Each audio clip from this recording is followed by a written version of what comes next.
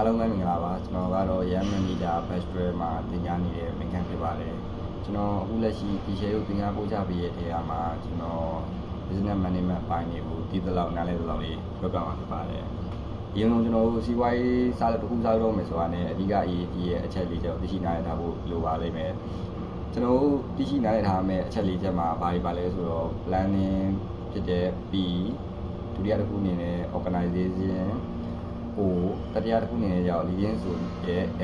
နောက်ဆုံးတစ်ခုအနေနဲ့ကကြောင့် controlling CEO ဖြစ်ပါတယ်ကျွန်တော်တို့ business နဲ့ပတ်သက်ပြီးပြောရမယ်ဆိုရင်ကိုယ်လုပ်ငန်းကိုယ်စီးပွားရေးကအကျိုးမြတ် business လို့ပြောရတဲ့အကျိုးမြတ်အများကြီးရရှိပြီးတော့အောင်မြင်တဲ့စီးပွားရေးတစ်ခုဖြစ်ရမယ်ပေါ့နော်အဓိကစီးပွားရေးလုပ်ပြီးဆိုတာနဲ့ပတ်သက်နေအများကြီးဝင်ရမယ်လုပ်ငန်းကလည်းတစ်ဆင့်တစ်ဆင့်ပို့ပြီးတော့တိုးတက်ရမယ်ကျွန်တော်တို့စီးပွားရေးအတွက်ပဲဖြစ်ဖြစ်လုပ်ငန်းဝင်အတွက်ပဲဖြစ်ဖြစ်ပေါ့ရေရှည်လက်ပတ်နိုင်ပြီးအောင်မြင်တဲ့လိုချင်တဲ့ target တွေရည်မှန်းချက်တွေလုပ်ငန်းတိုးတက်အောင်လုပ်ဆောင်နိုင်ဖို့အတွက်အဓိကပထမဆုံးဒီဆိုတဲ့ planning ကောင်းရှိဖို့အဓိကလိုအပ်ပါတယ် planning ကောင်းများစွာရှိမှသာလေမိမိတို့လုပ်ငန်းစီးပွားရေးဟာလိုချင်တဲ့ပန်းတိုင်ကိုရရှိနိုင်မှာဖြစ်ပါတယ်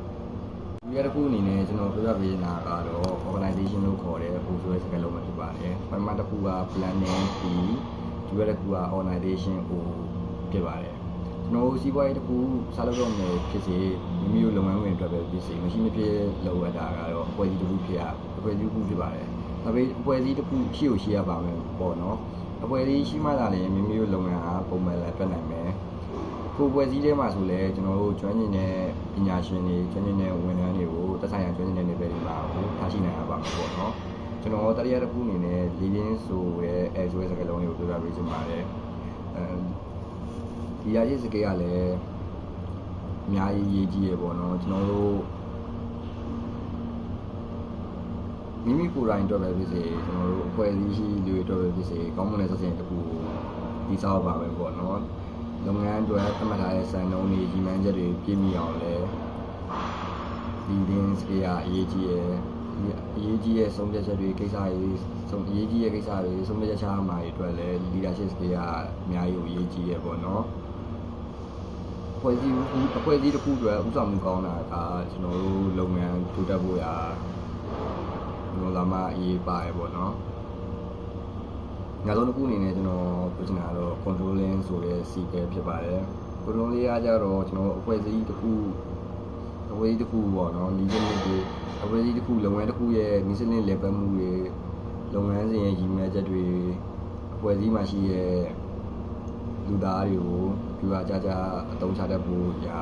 ကြိုးရှိစွာအသုံးချတတ်ဖို့က controlling ဆိုတဲ့ skill ကိုလည်းခေါင်းမှာသိရှိထားလိုက်ဖို့လိုအပ်ပါတယ်ကျွန်တော်အခုအပေါ်မှာပြောခဲ့တဲ့ planning organization leading controlling ဆိုတာတွေကကျွန်တော်တို့ business တော့မှမဟုတ်ဘဲနဲ့ကျွန်တော်တို့ကိုယ်တိုင်အတွက်လည်းအသုံးချလို့ရပါတယ်ကျွန်တော်တို့ကိုယ်တိုင်မှာလည်း management ကောင်းကောင်းရှိဖို့လိုရလို့ကျွန်တော်ထင်ပါတယ်ဟုတ်ပြီအဲ့ဆိုရင်ကျွန်တော်တို့ business management လို့ပြောလိုက်ပြီးဆိုတော့ကျွန်တော်တို့နောက်ထပ်ပါလာမယ့်အရာတွေရှိတယ်နောက်ထပ်ပါလာမယ့်အရာတွေကကြတော့ organization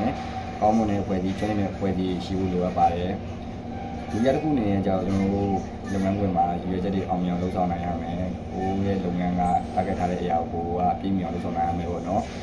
အဲ့လိုလုပ်ဖို့အတွက်ဆိုရင်ကျွန်တော်တို့ရဲ့ career ကိုယ့်ရဲ့ career ကိုလည်းကိုယ်ကအမြဲတိုးတက်အောင်လေ့လာနိုင်မှရမှာပေါ့နော်ဒီနေ့လည်းလေ့လာနေရမယ်လည်းကြိုးစားနေရပါမယ်နောက်တစ်ခုအနေနဲ့ကြောင့်ကျွန်တော်တို့အရေးကြီးတာကြတော့ human resource ခေါ်တဲ့ HR ပေါ့နော် HR ကလည်းကျွန်တော်တို့လုပ်ငန်းဝင်တစ်ခုအတွက်လူသားတွေလုပ်သားတွေကိုကျွမ်းကျင်ရာသက်ဆိုင်ရာဌာနတွေမှာအသီးသီးထားရှိပေးနိုင်ရမယ်စူးစီးပေးနိုင်ရမယ်ပေါ့နော်ကျွန်တော်နောက်တစ်ခုအနေနဲ့ကြောင့်ကျွန်တော်တို့ကစီးပွားရေးလုပ်တဲ့အတွက်ကျွန်တော်တို့စီးပွားရေးကိုတိုးတက်အောင်အမြဲလေ့လာနေရမယ်အဲ့လိုအမြဲတိုးတက်အောင်လေ့လာနိုင်ဖို့ကလည်းကျွန်တော်တို့မှာအတွေးခေါ်တစ်တွေအတွေးခေါ်ကောင်းတွေသူများနဲ့မတူတဲ့အတွေးခေါ်တစ်ဆန်းတွေလည်းများရှိလို့လိုအပ်ပါတယ်ကျွန်တော်နောက်တစ်ခုထပ်ပြောချင်တာကြတော့ POSC ကိုပဲအခြေခံပြီးတော့ဒီ global မှာနိုင်ငံတကာမှာလူမျိုးတွေသွားနေတဲ့ business ကအဲ့အမျိုးတွေကိုနိုင်ငံတကာနဲ့အညီလေးလာထားရှိဖို့လိုအပ်ပါတယ်ဟုတ်ပြီကျွန်တော်နောက်ဆုံးတစ်ခုနေရကြတော့ကျွန်တော်တို့ရဲ့ career တွေတခြားကိုယ်ဝနာပါတဲ့အခွင့်အလမ်းအရာတွေအကုန်လုံးကိုကျွန်တော်တို့အမြဲတိုးတက်အောင်လေးလာနေရမယ်ရလက်ကောင်းနေရအောင်ဒီမှာလုပ်ဆောင်နေရမယ်ပေါ့နော်အဲ့အမှလာနေကျွန်တော်တို့ခွင့်နိုင်တဲ့တခြား career တွေအများကြီးက ရရှိနိုင်မှာဖြစ်ပါတယ်အားလုံးကျေးဇူးတင်ပါတယ်